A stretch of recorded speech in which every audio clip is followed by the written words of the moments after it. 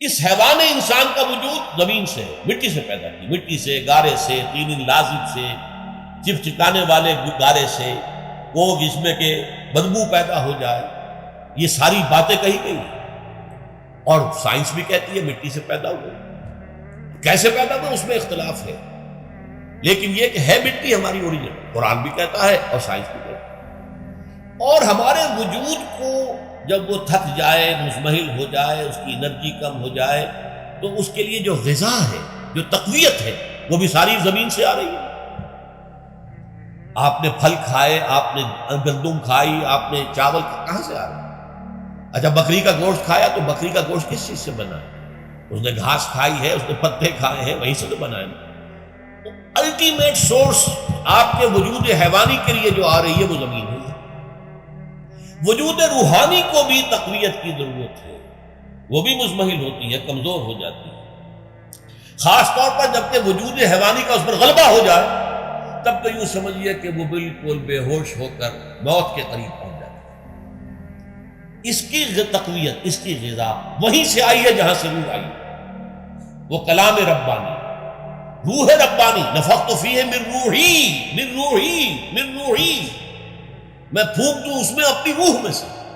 روح کا تعلق ذات باری تعالیٰ کے ساتھ۔ اسی طرح کلام ربانی کہاں سے آیا؟ اللہ تعالیٰ کے پاس سے۔ یہ اس کی تقویت کا ذریعہ ہے۔ اب عام حالات میں کیا ہوتا ہے؟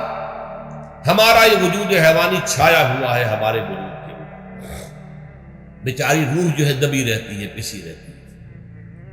اگر خدا نے خواستہ ہم گناہ گار بھی ہیں، گناہ پر گناہ کا ارتکاب کر رہے ہیں، تو وہ روح جو ہے وہ قلب کے آئینے شیشے کے اندر ہے۔ فیہا مصباح، المصباح فی زجاجہ، الزجاجہ کأنہا کوکب دری۔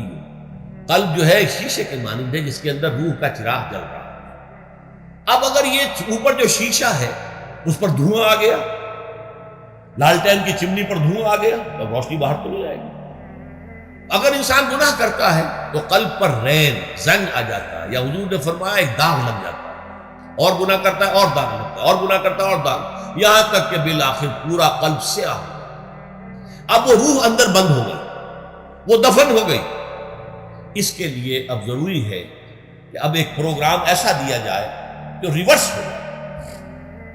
دن میں روزہ رکھواؤ تاکہ وہ جو اینیمل انسٹنکٹس ہے وہ دبے، تو جب یہ وزن جو ہے اس کے اوپر کم ہوگا تو کچھ سائی آف ریلیف سے ملے گا۔ جیسے بے ہوش آدمی پڑا ہے، اسے کوئی ہلکا سا ہوش آ رہا ہے، آپ نے پانی کے کچھ چھینٹے لیے، اس کے بعد آپ نے رات کو کھڑے ہو کر قرآن کے انوار کو اتارا، بارش برس رہی ہے روح انسانی کے اوپر، قلب روحانی، قلب انسانی کے اوپر، جس میں کہ وہ روح جو ہے وہ دفن ہے، وہ زندہ ہوگی اثر نو، ہوش میں آئے گی، اور ہوش میں آئے گی تو دو کام ہوں گے۔ ایک تو اسے قرآن کی عظمت کا احساس ہوگا، یہ قرآن میری حیات تازہ کا ذریعہ بنا ہے، میں دب گئی تھی، میں پس گئی تھی، میں بے ہوش تھی، میں نیم مردہ تھی، اس قرآن کی بارش نے، یہ ترشح جو ہوا ہے مجھ پر، اس نے مجھے حیات تازہ عطا کی۔ یہ جو قدر کا احساس ہوگا قرآن کا، لعلکم تشکرون، تاکہ تم قرآن کی عظمت سے واقف ہو۔ ایک انسان بھوک کی وجہ سے اس کا شوگر لیول اتنا گر گیا کہ بے ہوش پڑا ہوا، اب ظاہر بات ہے کہ آپ اسے کچھ پانی کے چھینٹے دیں گے تو کچھ ہوش میں آئے گا، پھر غذا دیں گے تو اب وہ پوری توانائی پر آئے گا، تو معلوم ہوگا اسے اس غذا کی کیا قدر و قیمت ہے۔ اگر آپ کو بھوک ہی نہیں لگتی تو غذا بے معنی ہے، پیاس ہی نہ لگے تو آپ کو کیا معلوم کہ اس پانی کے اندر کتنی بڑی عظمت ہے، یہ میرے لیے کتنا بڑا انعام و احسان ہے اللہ۔ وہ تو پیاس پر، جان پر بنی ہوئی ہو، اور پیاس اس وقت آپ کو ایک گھونٹ پانی کوئی دے دے تو آپ کو معلوم ہوگا دنیا و مافیہ سے بڑھ کر ہے یہ ایک گھونٹ پانی جو مجھے ملا۔ اسی طرح جب روح دبی ہوئی تھی حیوانی وجود کے بوجھ تلے، جبکہ وہ نیم خوابیدہ یا نیم بے ہوش یا بالکل بے ہوش تھی، وہ دن میں تو روزہ رکھ کر اس پر سے حیوانی وجود کا وزن کم کیا گیا، اسے ایک ریلیف دی۔ رات کو قرآن مجید کے انوار و برکات اس میں جذب کیے گئے تو اس کو پوری توانائی حاصل ہوئی۔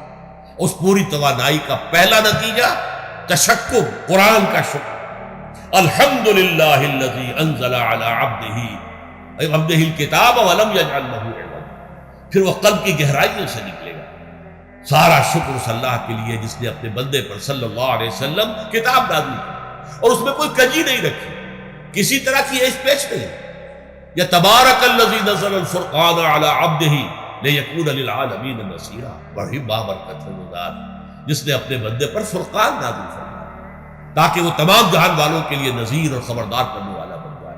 یہ قرآن کی عظمت کا احساس، اور ظاہر بات ہے جس قدر کسی نعمت کی قدر و قیمت کا احساس ہوگا اسی قدر تو آپ شکر ادا کریں گے۔ اگر آپ نے کسی بچے کے ہاتھ پر ہیرا رکھ دیا، اسے کیا پتا یہ ہیرا کس بلا کا نام ہوتا ہے، وہ سمجھے گا کانچ کا ٹکڑا ہے۔ لیکن اگر کوئی واقعتاً کو جوہر شناس ہو، جوہری ہو، اس کو آپ ہیرا دیں گے تو اسے معلوم ہے کہ مجھے کیا چیز دی گئی ہے۔ اس کے اندر جو شکر پیدا ہوگا وہ اس بچے کے اندر تو نہیں پیدا ہو سکتا جسے معلوم ہی نہیں۔ تو قرآن مجید کی اصل عظمت سے انسان واقف کب ہوگا؟ جبکہ اس کے ذریعے سے اس کی روح کو ایک حیات تازہ مل جائے اور اس طرح وہ پروگرام ریورس ہو جائے جو عام طور پر چل رہا تھا۔ ساری توجہ اپنے جسم پر، اس کے تقاضوں پر۔ جسم میں تھوڑی سی پھنسی نکل آئی ہے، بھاگ رہے دوڑ رہے اس کے علاج کے لیے۔ کوئی اور مرض لاحق ہو گیا، بھاگ رہے دوڑ رہے اس کے علاج کے لیے، بڑی بڑی فیسیں بھی دے رہے۔ ساری جسم کی پرواہ ہے، روزانہ نہا رہے ہیں اور اچھے سے اچھا صابن لا کر نہا رہے ہیں، وہ جسم کی پرواہ ہے نا، اس کی دیکھ بھال ہے، روح کی طرف توجہ ہی نہیں۔ یہ ہے وہ بات جو کہی گئی ہے سورہ حشر میں، جسے علامہ اقبال نے پھر اپنے فلسفہ خودی کی اساس اور سورس قرار دیا۔ وَلَا تَكُونُوا كَالَّذِينَ نَسُوا اللَّهَ فَأَنسَاهُمْ أَنفُسَهُمْ أُولَٰئِكَ هُمُ الْفَاسِقُونَ۔ دیکھو اے مسلمانوں، ان لوگوں کے مانند نہ ہو جانا جنہوں نے اللہ کو بھلا دیا تو اللہ نے انہیں اپنے آپ سے غافل کر دیا، اور یہی لوگ فاسق و فاجر ہیں۔ یہ سوال پیدا ہوتا ہے کہ انسان اپنے آپ سے کہاں غافل ہوتا ہے؟ کیا اپنے وجود حیوانی سے غافل ہوتا ہے؟ کیا بھوک لگتی ہے تو وہ ادھر ادھر منہ نہیں مارتا، غذا کو حاصل کرنے کے لیے کوشش نہیں کرتا؟ پیاس لگتی ہے تو کیا پانی یا کوئی اور مشروب تلاش نہیں کرتا؟ کوئی بیماری لاحق ہوتی ہے تو کیا اس کے علاج کی طرف توجہ نہیں کرتا؟ اسے آرام کی حاجت ہوتی ہے تو آرام نہیں لیتا؟ اپنے اس وجود سے تو غافل نہیں۔ کون سے وجود سے غافل ہوا ہے؟ وہ روحانی وجود سے غافل ہوا، بھول گیا کہ میرے اندر روحانی وجود بھی ہے، اس کا تعلق ذات باری تعالیٰ کے ساتھ۔ اس نے سمجھا کہ میں بس حیوان ہوں، نرا حیوان ہوں، اپنے اس وجود کی اصل حقیقت ہی سے بے خبر، غافل۔ چنانچہ آج کے دور کا سب سے بڑا المیہ کیا ہے؟ ڈارون کے نظریے کے جو اثرات پیدا ہوئے ہماری معاشرت پر، ہماری سوچ پر، ہمارے فکر پر، ہمارے فلسفے پر، ہماری سوشولوجی پر، وہ کیا ہے کہ ہم بھی نرے حیوان ہیں۔ اللہ خاص، یہ سب سے بڑی محرومی ہے اس دور کی کہ انسان اپنے اصل شرف سے خود ہی مستعفی ہو گیا۔ ہمارا کوئی وجود ہے ہی نہیں روحانی وغیرہ، روح کسے کہتے ہیں ہم نہیں جانتے، بس یہ جسم ہے۔ ہم اللہ کو نہیں جانتے کون ہے کون نہیں ہے، ہوگا ہم تو اس کائنات کو جانتے ہیں، ہم روح سے واقف نہیں، ہم تو اپنے جسم کو واقف۔ آخرت سے ہمیں کچھ پتہ نہیں، شاید ہو شاید نہ ہو، کچھ پتہ نہیں، لیکن یہ زندگی تو ہے، اسے ہم جانتے ہیں۔ یہ ہے آج کے انسان کا سب سے بڑا علم، اور یہ ہے ماس اسکیل کے اوپر ارتداد، ذہنی طور پر مرتد ہو چکے ہیں انسانوں کی عظیم اکثریت مرتد ہو چکی ہے۔ یہ ہے در حقیقت کہ روزہ جو ہے اس پروگرام کو آ کر ریورس کرتا ہے۔ دن میں کھانے پینے، جنسی تقاضے پر پابندی، وہ وجود حیوانی کا وزن کچھ کم، روح جو دبی ہوئی تھی یا سسک رہی تھی یا بے ہوش تھی یا نیند مردہ تھی، اسے کچھ ریلیف ملا۔ اب اس کے اوپر قرآن مجید کے تیرے ضمیر پہ جب تک نہ ہو نزول کتاب، گرہ کشاہ نہ راضی نہ صاحب کشاف، ہمارے دلوں کے اوپر بارش ہو رہی ہو انوار قرآنی کی۔